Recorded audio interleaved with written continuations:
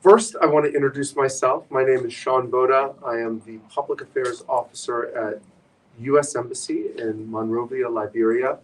And I'm so excited to be hosting three incredible women today to talk about International Women's Day on March 8th, of course. And then in the United States, this is Women's History Month. And we want to talk about gender equality. We want to talk about how civil society is fighting for justice and helping Liberia, like the United States, be a more diverse, equitable, and society that is has justice for all.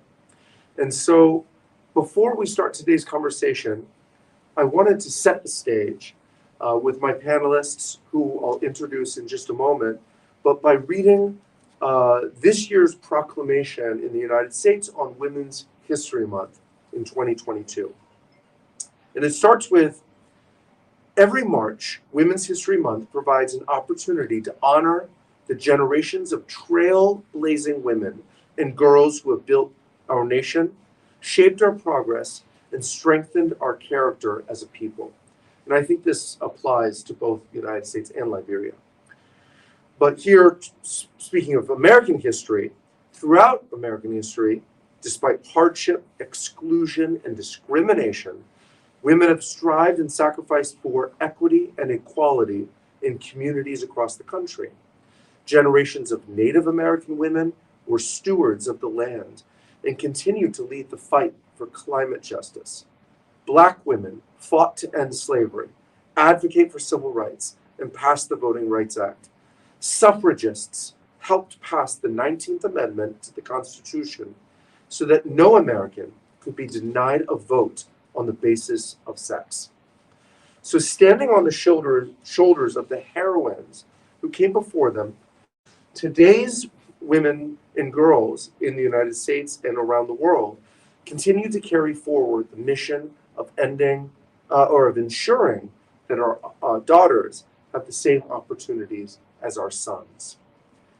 So with that, I would like to introduce our panelists today, who are examples of women that are fighting for equity and justice here in Liberia.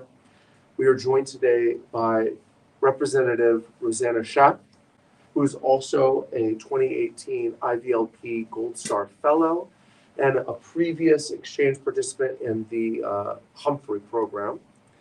We are also joined by Daintowon Domah Pay-Bayee, who is also a 2017 IVLP International Visitors Leadership Program participant. And of course, we are also joined by Ms. Loretta Pope Kai, who is the chair of the National Social Society Council of Liberia and the director of the Foundation for Community Initiative.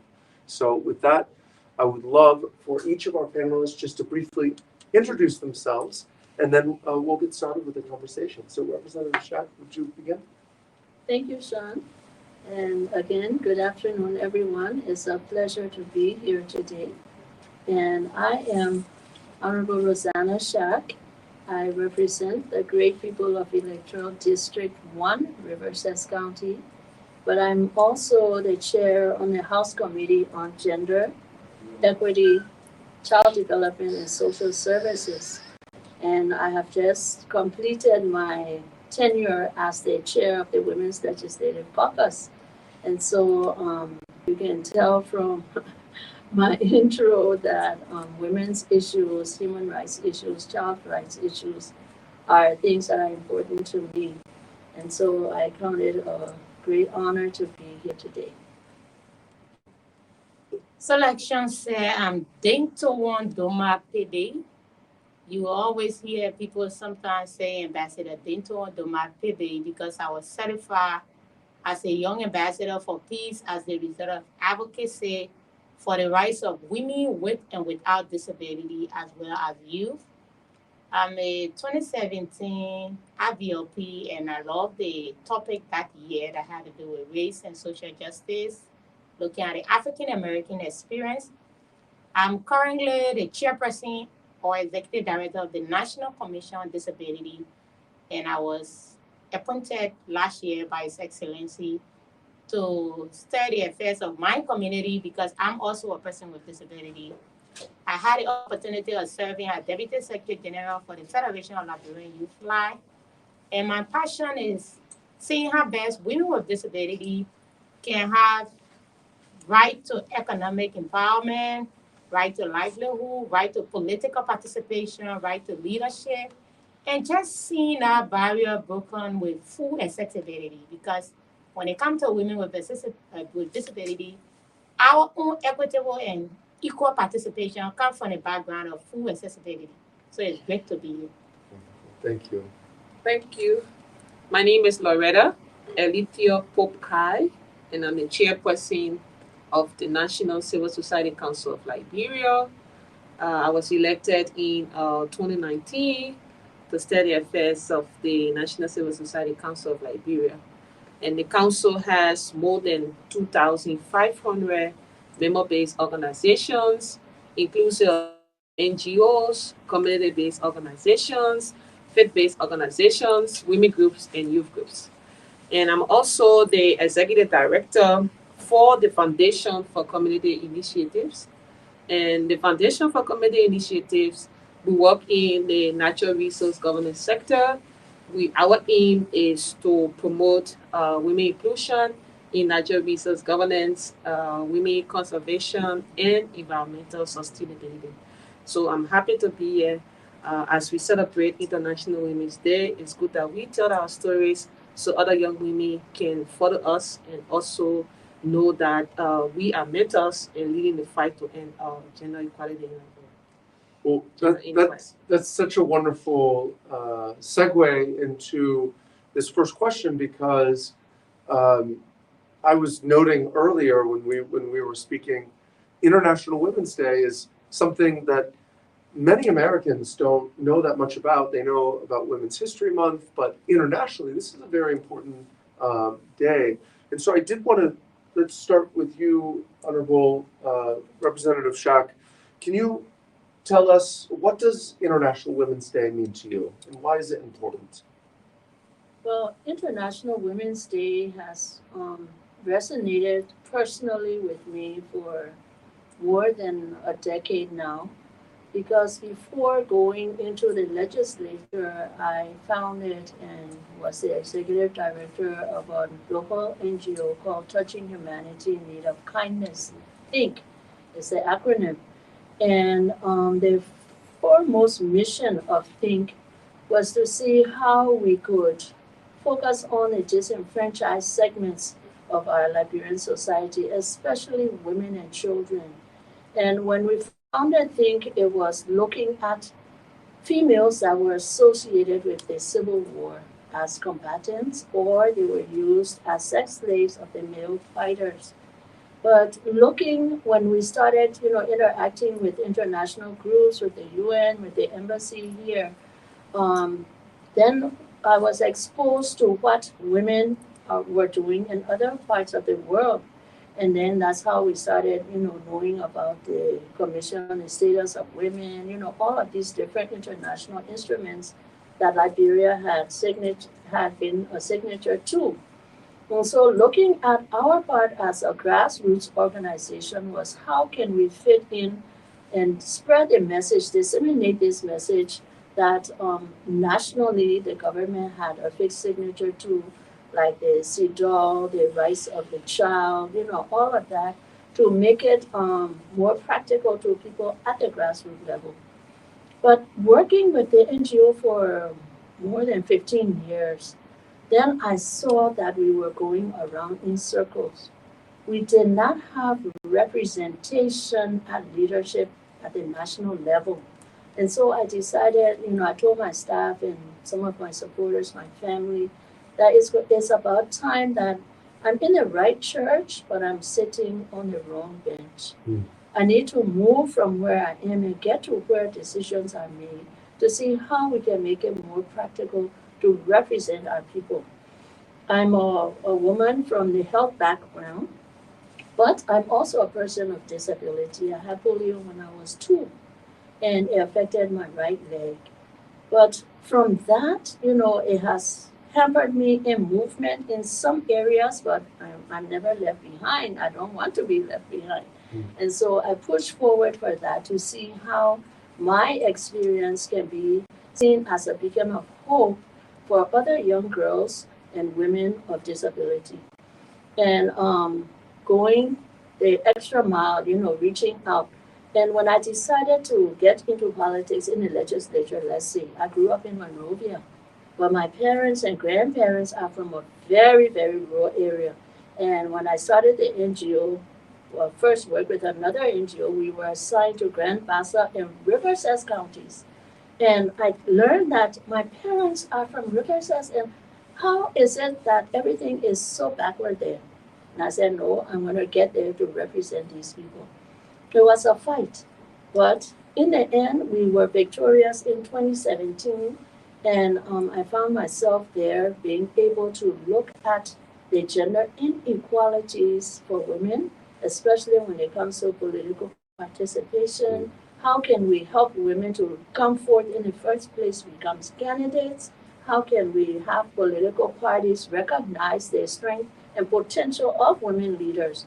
We were so fortunate that last week we were able to pass the amendments to the new election law of 1986, which one of the sections has to do with the 30% quota for women at the political party level and then women being candidates.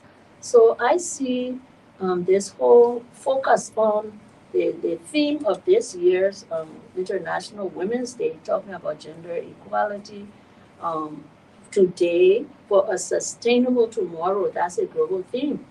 But the local theme has to do with breaking barriers for the Liberian women, looking at women from our history and where we are and how we can break barriers to move forward.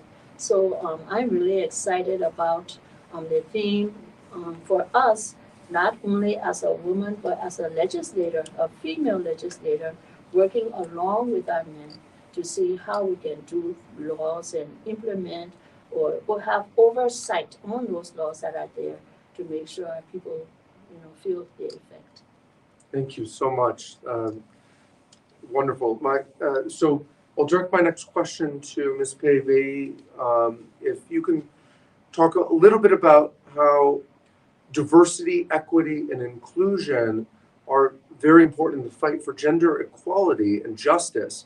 And so if you wouldn't mind talking a little bit about any progress that you have seen on gender equality in your life and work here in Liberia. All right, so again, IWD, which is the International Women's Day, as we look at the issue of equality, inclusion, and all of that, just to go a little bit back on the first question, Of then course. I'll go forward. Because the women of America, what I would say to them is that they have forgotten that this started with them. Because the first celebration from history was done in February 1909, and that was a movement led by the labor force in North America and Europe. And that first celebration was done in New York in February, specifically on the 28th, and that was led by a social party. And it was all about raising awareness, coming out with those issues in a collective way. So the way in which I see the IWD is that all women have been working in different sectors in different ways, but it is a day that we all come together with a collective force where we seek political will or where we come up with some concrete actions or some plan or some resolution that lead us, that we follow it up and see how progress are made. So when it comes to the issue of inclusion, one of the ways I see the sustainability of inclusion, it had to do with the issue of law, it had to do with the issue of proclamation, it had to do with the issue of international treaty, because I come from the background of women with disability. And sometimes when we try to look at our constitution, it talks about human rights for all. But in actuality, you really have this human right for all? That's the question. So when it comes to how you ensure that you are fully involved, there should be respect for diversity. There should be respect. And disability is defined as an impairment. It's a physical, mental, sensory impairment that in interaction you may be hindered by barriers. People might feel that we are not excluding you. The space is here. Like for instance, we are sitting in this hall. But here, if you have a step to come to this hall, that's a barrier for me. If that barrier is removed with a ramp or with an elevator that will bring me here, automatically there's equity and I can be able to participate. For the women that are deaf, you have to have a sign language interpreter. With a sign language interpretation, you have the equitably participating on an equal basis with others. To also have women included as we are speaking for women rights, as we are speaking for women political participation, economic empowerment, leadership. How can you have the deaf women fully involved? The issue of sign language, doing this celebration have to be something that we could speak out that it become a national language, that it become part of the curriculum, that people in Liberia from the early childhood will start to learn sign language. And before you become a mother in your home, if you have a child that is with deafness, you will be able to communicate to that child. Those of that are physically challenged, you need a ramp. The issue of assistive technology also comes in to ensure inclusion. So it goes with a lot of things, but it first comes with acceptance. It first comes with realizing that, hey, they are also women. They are part of us. They are not like, it's not a privilege for them to be a part of this, but seeing it from a human rights-based approach. So the issue of inclusion, the issue of having full involvement, the issue of the RWD, for me, it comes from a background that we all have to see one another as the same. We all have to understand that as we move along, everybody will not go together. We all have to understand limit, but we have to understand how these barriers, be it attitudinal barrier, be it physical barrier, how all of those can be worked on. So for me, this observance, I really see it as something really great. And for this year, unlike the past year, we have been able to mobilize women with disabilities in their numbers from all categories. So like the event that is taking place today as a side event, which is the first one by the Coalition of Political Party Women in Liberia, before I could even come here, they started arriving already in their numbers to show to women from politics, from the political background that, hey, we are here. We are also part of the society, and we can also take up those roles. And all of those things that you are talking about, we can do some. And for tomorrow's program, one of them will be also serving on the panel who's a visually impaired person, and she will be giving all her analysis on the panel as other women will be. So with the level of inclusion, realizing all of what I'm talking about, I think we have a better world and a better place. Wonderful, thank you. And coming to Ms. Pope Kai, speaking of the message, this year's theme of break the barriers and setting the stage for gender equality, what are some of the ways that the National Civil Society Council partners with government or others to advance women's rights in Liberia and to set that stage? Thank you.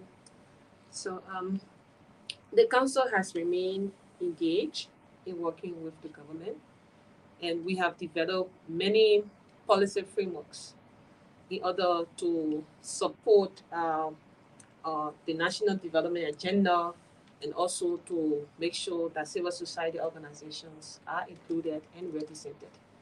So over the years, we've worked with the government as civil society organization to develop this CSO government policy framework. This framework supports regular consultation with the government and civil society. It also supports us coming into stronger partnership and recognizing our role as government and civil society. It also states that the government should see us as key actors or stakeholders when it comes to decision making and representation in the country, that civil society should always sit at the table. And we've also worked with the government recently to develop this gender equality profile. The profile is a guide that assesses the existing situation when it comes to women's empowerment and gender equality. And also look at the gender analysis and has key or clear indicators how the country is going to address gender inequalities. So we want to have these indicators because we have women that are from different backgrounds. So we have women that are supporting women that have interest in conservation. We have women that have interest in agriculture. We have women that have interest in forestry. We have women that have interest in supporting women in economic empowerment. So if you look at this gender equality profile, it clearly lays out how the country is going to support women empowerment with those clear indicators in any gender inequalities in Liberia. And also, we've worked with the government in developing a clear sexual and gender-based violence roadmap. This roadmap it calls for collective action on how we will work together in any sexual and gender-based violence in Liberia. And it also calls for the president to establish rape as a national emergency, in which he did. Right now, rape has been declared as a national emergency, and the president has also supported that initiative in trying to end, sexual and gender-based violence in Liberia. And we've also partnered with the government to establish laws that will support women in conservation. So over the years, we were able to develop the community rights law that calls for community themselves managing and owning the natural resources. And that law is inclusive because if you see the law, the governance structures call for women being placed on the governance structures to manage and discuss or have a say when it comes to managing their own resources. And we also were able to work with the government and civil society to develop this Land Rights Act. So in developing the Land Rights Act, as civil society, we had to establish the civil society working groups on land reforms. And the reason of establishing this network, because we wanted to sit together as civil society to guide the process through. As the government is developing this law, what do we want as civil society? Because we have to make the process accessible and affordable for communities. And our main aim was to promote customary or community land ownership. And at the end of the day, with the involvement of civil society, the government, and our partners, we were able to make sure that that law was inclusive of community land. And to also develop that law, we had to establish a separate group called the Women Land Rights Task Force. And one of the reasons why civil society established that task force was to protect the gender safeguards of that law. So we have worked tirelessly with the government to promote change, to lead the change, and to develop many policy frameworks that we ourselves, collectively can work with the government in the implementation of these different frameworks, and all geared towards promoting gender equality and addressing gender inequalities in Liberia. Thank you. Wow. I want to bring it back to Representative Schaack briefly. Now hearing from all of our participants and all of you speaking not only about International Women's Day and kind of the value of celebrating this and what it means, and hearing about some of these activities, I wanted to ask if you could talk a little bit about what you think is the best way in Liberia to achieve gender equality. I know you talked about stepping up, and I love that metaphor of saying that you were in the right church but in the wrong pew, right? And so maybe you could speak a little bit more to how you think that, whether it's in government or civil society or elsewhere, how that can be achieved. I think that we can achieve breaking of barriers, we can achieve gender equality today for a sustainable tomorrow by, disseminating the information first. A lot of times we are guilty in Liberia about focusing only in the capital or urban areas, but you have a huge number of women and girls in rural Liberia. And that was one of the reasons I chose to represent a very rural community, because their voices need to be heard their issues need to be brought on the front burner so that they can be a part to fully participate. Right now, we are celebrating the International Women's Day here in Monrovia, and we have activities planned back in the district that I represent so that they are all a part of this. We saying this is Women's Month. March is Women's Month because we have different activities planned throughout. But the main day is on the 8th. Now we are part of the national celebration, and from what we get here, we take back to our constituencies. The ECOWAS Parliament is in Monrovia, and they are having a special session for women to honor International Women's Day. And so they have asked that we bring women from our districts to participate. You know, we can't bring all of them, but we bring a representation of women here.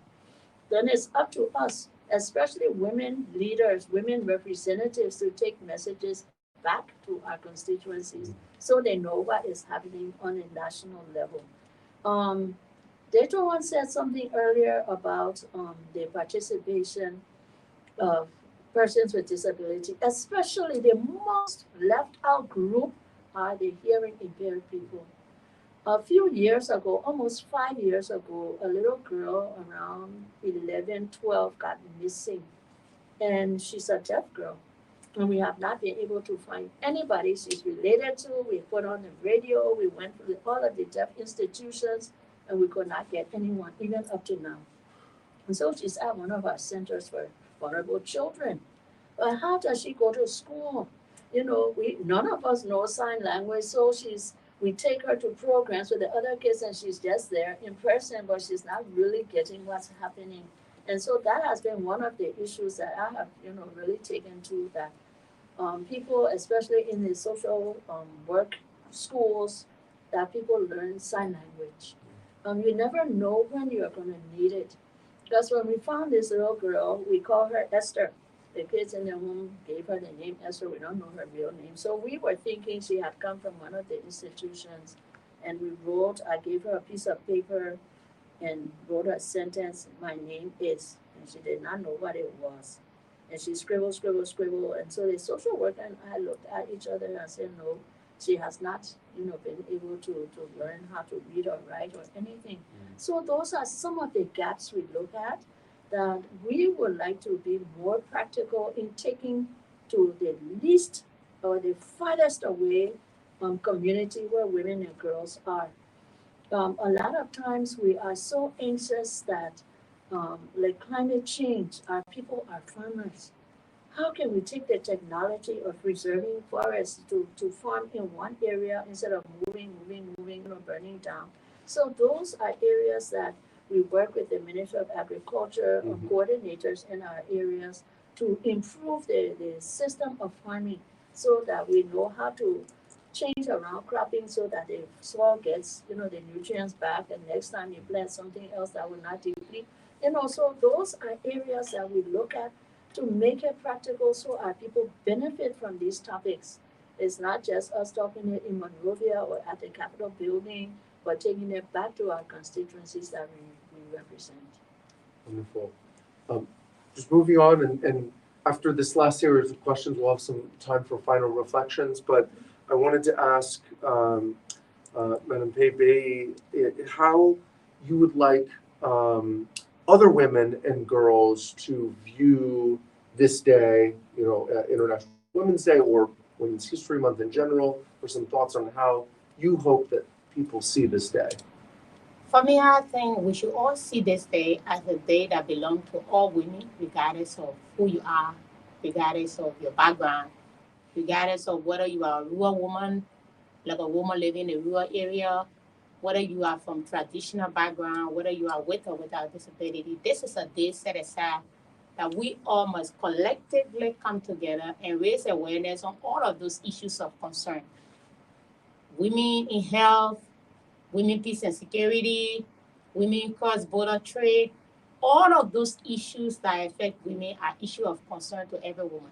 So there's a need that we all see this day as a day that matters to all women, including women in the U.S., wherever you find yourself. Because there are a lot of unpaid care work that women also does that are not recognized by the home. Like sometimes they will tell you, what are you doing? I go to work, I bring the money, but hey, I'm there, I'm washing your clothes. I take care of the kids. I clean the house. If you had a cleaner, you are paid the cleaner. If you have somebody to cook, you are paid to cook. But nobody is cooking, nobody is cleaning. I'm doing all of that for you, but yet you tell me I'm doing nothing. I'm like liability to you. So every woman matters, whether a housewife, your role matters to the society, and you are doing a lot. Even women petite trade, those of you that are by the road, that are selling your market, the fact that you are just coming out to do something that will contribute to your life in many ways, this day is just a special day for everyone. For me, women in media, whatever sector you find yourself, I think it's a day that we all should celebrate. Celebrating whether we have a lot of what we wanted done or not. The fact that this day is just there to bring to the attention of stake actors that, hey, we are here. We know there are a lot of things that have been done, but we think if we do it like this, like giving those constructive recommendations from various sectors, I think it will be important. Perhaps this day could be a day that in your space, wherever you are, you could talk about reproductive health and rights. You could talk about something on contraception. You could just say something. Or turn to your daughter. Perhaps you could just hug that child and say, hey, happy Women's Day. It's just a day that I realize that your role in the house, whether you wash dishes, whether you sweep, whatever you does, it's just important. So I think it's just a day to just appreciate one another, to appreciate what happened, but to also let's take actor know that though you are doing this, but we think if you do it like this, it will promote more equality across sectors. That's what I think. Wonderful. I want to thank our participants today, Representative Rosana Schaack, Daintowon Domah Pay-Bayee, and Loretta Pope Kai for their time and participation in today's program. Their words were not only insightful and inspiring, but I hope that they also inspired others to work on these issues, fighting against gender-based violence and promoting disability rights. And on this day of International Women's Day and Women's History Month, we are just so excited to be able to have these three prominent Liberian women with us today. So thanks to all of you, and look forward to seeing you again soon.